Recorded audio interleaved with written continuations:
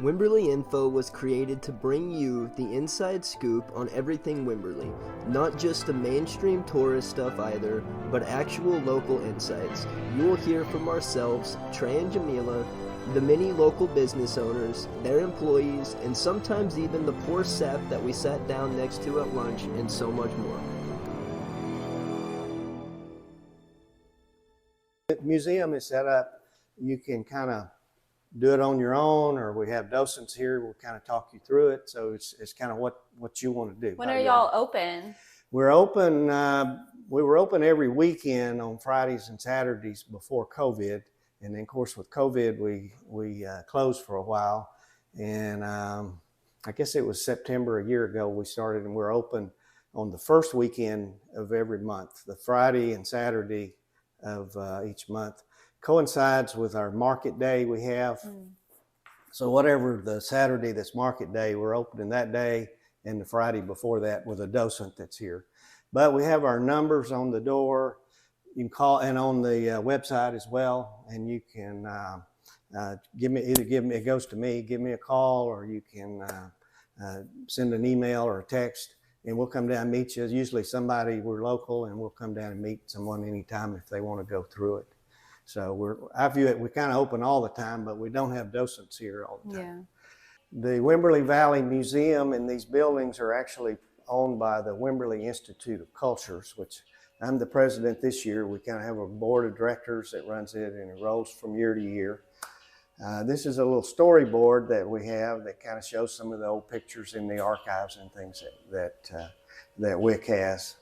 So kind of old Wimberley's history, if you will. And y'all do some good stuff with the schools. We do. We have several programs. We have like a meeting, a fall meeting and a spring meeting, and we go on little treks to different places around. This is for our membership. Yeah. And one of my favorite ones is the fourth grader program, I call it. It's a fourth grade field trip. In Texas, the fourth grade is where the kids get their first taste of Texas history. Yeah. And so it's usually in April each year as the school year is winding down, and they come by school bus, and they get out here, and it's varied through the years. They've been doing it for probably 20, 30 years. But what we do now is they come, bring them in here, and we kind of walk through, just as we've done here, the different pieces of the history of Wimberley. And then they actually we walk them over across the street to the bank and have a little demonstration of how you can grind corn. It's not anything as massive as this, but show them how the process is done, and then they walk up the mill race and come back, so they get a little exercise. Then they go down to the Zach house to see it. And then they come here, and they only have a little over a couple of hours. And so we give them some homemade cookies that our WIC members have made as they're getting on the bus, and then they go back to school. So one of the things we do is we give a couple of scholarships every year to help some of the Wimberley kids. And in the little application, it's one of the questions we ask them: if you were here in the fourth grade, what do you remember about your field trip? And so since you guys are giving scholarships, I'm assuming that you do some community fundraising? We do some fundraising. One of the things in COVID has really been a mess because we couldn't meet and you couldn't do things.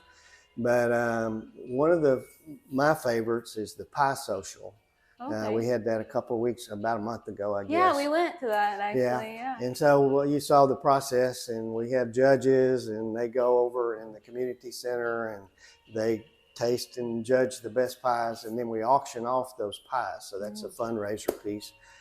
For several years, we've had some of the local people have donated like old quilts and things for auction items. So we have a little auction.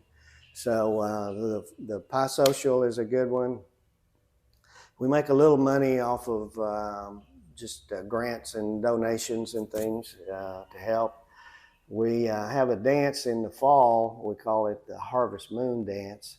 It's actually held over in Fisher at that old dance hall over in Fisher.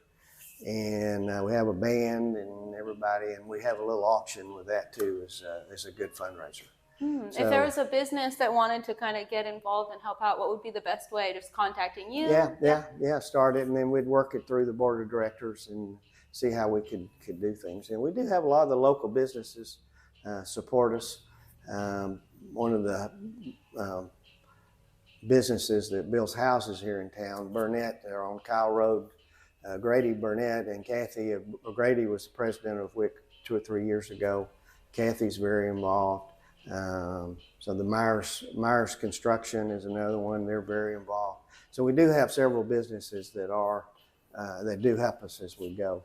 Because it's an old house, takes a good bit of upkeep. So we appreciate any of the donations and support that we can get.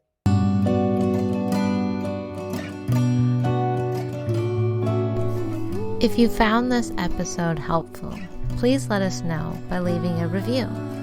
For more Wimberley insights or to check out our local business directory, go to www.wimberley.info and be sure to follow us on Instagram for daily Wimberley content.